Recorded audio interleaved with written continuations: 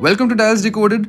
Today we are going to be reviewing the Casio MTP-M300D-1AVDF. Yeah, Casio really needs to change their nomenclature for the watches. So, I first came across this watch while I was just casually browsing on YouTube, and I immediately just fell in love with how the black dial with the Moonphase complication looked, especially paired with a black leather strap. This was when I was just beginning to get into watches, and everything that I came across felt really lucrative. But since I didn't have a single watch with a Moonphase complication back then, this was a deal breaker for me, since it was also really budget friendly. Now, before we talk about the Moonphase on this particular watch, what exactly is a Moonphase complication and why did watches have one in the first place? The idea actually goes back much further than wristwatches. For centuries, keeping track of the lunar cycle had practical importance. The phases of the moon could help indicate how much natural light you could expect at night, and because the moon also influences the tides, keeping track of the lunar cycle was particularly relevant for the people involved in maritime and coastal activities. Lunar cycles were also an important part of calendars and astronomical timekeeping. So eventually, this information started appearing on clocks, then pocket watches, and eventually on wristwatches. So a Moonphase complication essentially brings that information onto the dial of your watch. The moon goes through a complete cycle approximately every 29.5 days, moving from a new moon through its waxing phases to a full moon and then back through its waning phases to a new moon again. A traditional moon phase display uses a rotating disc underneath an opening in the dial to visually represent where we are currently in that cycle. And that's an important distinction because a moon phase isn't the same as the sun and moon indicators that you might sometimes see on other watches. Those are essentially AM, PM or 24-hour indicators. A proper moon phase is actually tracking the progression of the lunar cycle. Now, do most of us actually need that information on our wrist today? Probably not. These days, the moon phase is much more about the tradition and visual appeal of the complication than a real necessity. But that's also a part of what makes this Casio interesting. It's taking a complication with roots in traditional astronomical timekeeping and putting it into a relatively affordable quartz watch. And personally, I think it gives the dial a lot more character. Now, moon phase watches aren't exactly something you associate with being affordable. Usually, once you start looking at watches in this complication, you're either looking at mechanical dress watches that cost considerably more, or quartz watches where what might look like a moon phase is actually just a day and night indicator. A very common example where people mistake a day and night indicator to a moon phase complication is in the popular Orient Bambino series, which we all know about. But after owning and wearing this watch for some time, there are definitely a few things that I really like about it, and one thing that I disliked enough to change almost immediately after I received the watch. So let's dive into the specifications of the watch. The watch features a stainless steel case with a combination of brushed and polished finishing, which I think is great detailing done on Casio's part. The bezel immediately surrounding the crystal is polished, while the flatter upper section of the case is brushed. I quite like the contrast here. The polished bezel catches the light while the brushed surface keeps the entire case from looking too blingy and shiny. The rest of the case around the sides are also polished. In terms of measurements, the watch comes in at 40 mm in diameter with a lug-to-lug measurement of approximately 46.6 mm and a thickness of just 9.3 mm. And I think those are really comfortable dimensions for this watch. 40 mm might sound slightly large if you're comparing it to more traditional dress watches, but the relatively compact lug-to-lug measurement prevents it from wearing particularly large. The 9.3 mm thickness also keeps the watch fairly slim on the wrist and it easily slides under a shirt cuff.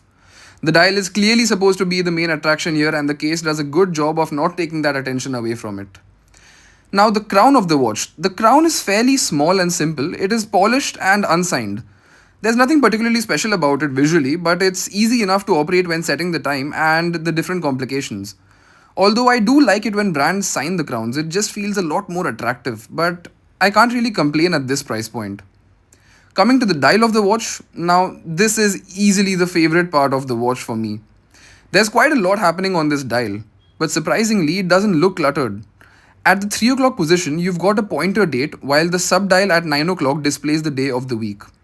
And then at 6 o'clock, you've got the feature that probably made most people interested in this watch in the first place, the moon phase display. And as I mentioned earlier, this is actually displaying the phases of the moon. It's not simply a decorative sun and moon or AM PM indicator. For me, that makes the watch considerably more interesting. The applied R numerals and polished hands work really well with the overall dressy design of the watch, and there's enough going on here that you find yourself looking at the dial quite often. There's loom provided on the hour and minute hands of the dial. Casio has also managed to provide loom on the little hands within the two subdials for day and date indication, which I won't lie is actually pretty cool. At the same time, Casio has managed to keep everything relatively symmetrical, and that's probably what I appreciate the most about this watch. Casio could have very easily made it look gimmicky, but I don't think they did that. It looks like a fairly traditional dress watch with a Moonphase complication. Protecting the dial is a mineral crystal, and at this price point at which we are getting the watch, I don't really have a major problem with it. Obviously, Sapphire would have been much more preferable because of the additional scratch resistance, but this is still a relatively affordable Casio. Mineral crystals should hold up perfectly fine during normal use as long as you're reasonably careful with the watch. Would Sapphire have made the package better? Definitely. But I wouldn't consider the lack of it as a deal breaker here. Coming to the movement of the watch, inside the watch is Casio's module 3744 quartz movement. Casio rates the movement to an accuracy of approximately plus or minus 20 seconds per month, with a battery life of around 3 years using an SR621SW battery. And while there's obviously nothing particularly exotic about having a quartz movement, I actually think it makes a lot more sense in a watch like this.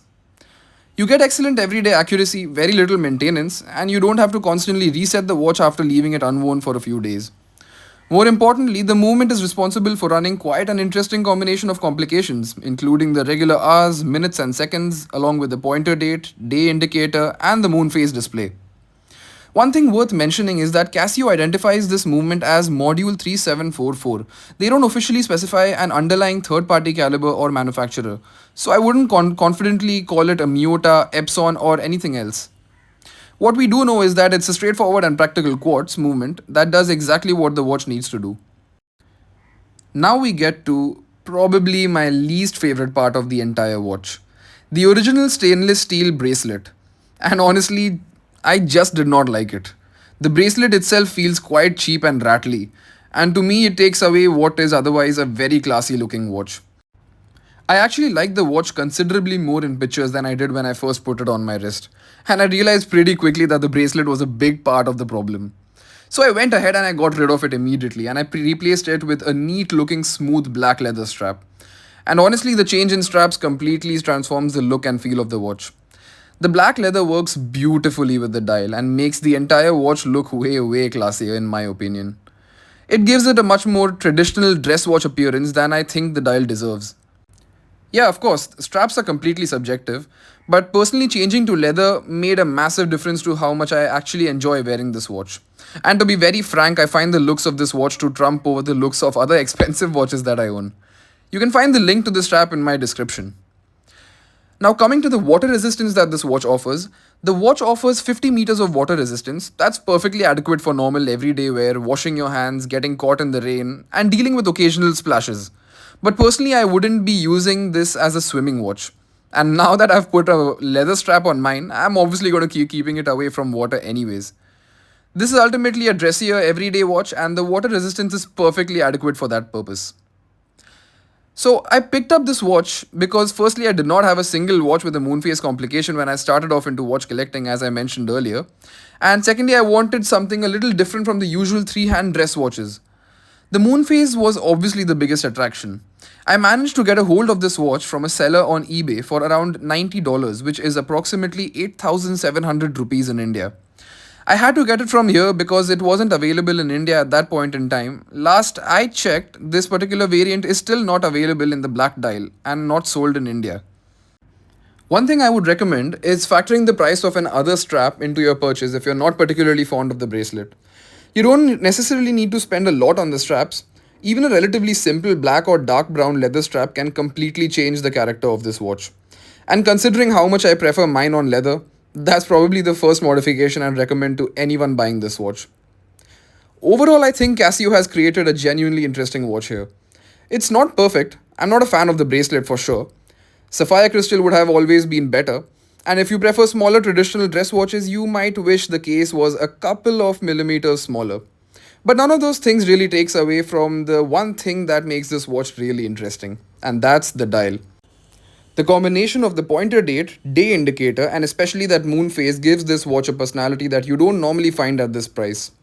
I also like the fact that Casio hasn't tried to make it look overly complicated or extravagant.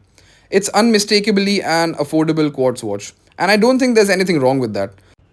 You're getting something reliable, accurate, easy to maintain, and genuinely different from most watches around this price point.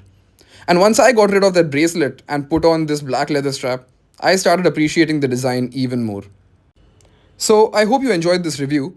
If you did, make sure you hit that like button, subscribe to Dials Decoded, and let me know down in the comments what you think of this release by Casio. Until then, thanks for watching, and I'll see you in the next video.